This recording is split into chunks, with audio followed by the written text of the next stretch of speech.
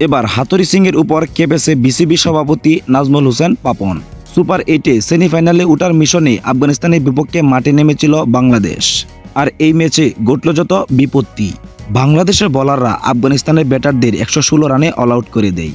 কিন্তু বাংলাদেশের ব্যাটাররা এই সামান্য টার্গেট তাড়া করতে নেমে প্রতিদিনকার মতো ব্যাটিং ব্যর্থতার পরিচয় দেয়। যেখানে 12 ওভার 1 বল মোকাবেলা করে সেমিফাইনালে ওঠার সুযোগ ছিল বাংলাদেশের, সেখানে বাংলাদেশ ব্যর্থতার পরিচয় দিয়ে অবশেষে 8 রানে পরাজয় বরণ করেন। আর এদিকে এবারে টি-20 বিশ্বকাপে বাংলাদেশের যে ব্যাটার ফর্মে ছিল তাকে নামানো হয়েছে 6 নম্বরে। এতেই কেঁপেছেন বিসিবি সভাপতি নাজমুল হোসেন পাপন। তিনি বলেছেন, এবারে টি-20 বিশ্বকাপে বাংলাদেশের পক্ষে যে ব্যাটার সবচেয়ে ফর্মে ছিল তিনি হলেন তাওহিদ হৃদয়। আর তাকেই বা কেন এমন সময় নামানো হয়েছে? তাকে যদি আরেকটু আগে নামানো যেত তাহলে হয়তো বাংলাদেশ এই ম্যাচটাতে জয়লাভ করতে পারত। কিন্তু না, বাংলাদেশের এই ব্যাটারকে নামানো হয়েছে 6 নম্বরে, যার জন্য বাংলাদেশ এত একটি সহজ সমীকরণের সেমিফাইনালে ওঠার সুযোগটি হাতছাড়া করেছে। যদি তাওহিদ হৃদয়কে আরেকটু আগে সুযোগ দেওয়া হতো তাহলে হয়তো বাংলাদেশ এই সুযোগটি হাতছাড়া করত না।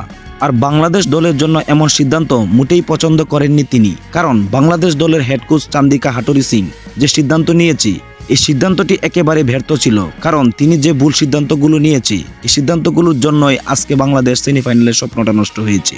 যদি বাংলাদেশের ব্যাটিং লাইনারটাকে একটু ভালোভাবে সাজাতে পারত তাহলে এই রান তাড়া করে বাংলাদেশের পক্ষে জেতা সম্ভব ছিল। প্রিয় দর্শক, আপনার কি মত? তাওহিদ হৃদয়কে যদি আরেকটু আগে নামানো হতো তাহলে বাংলাদেশ দল কি জয়লাভ করতে পারত কিনা তা অবশ্যই কমেন্ট বক্সে জানিয়ে যাবেন।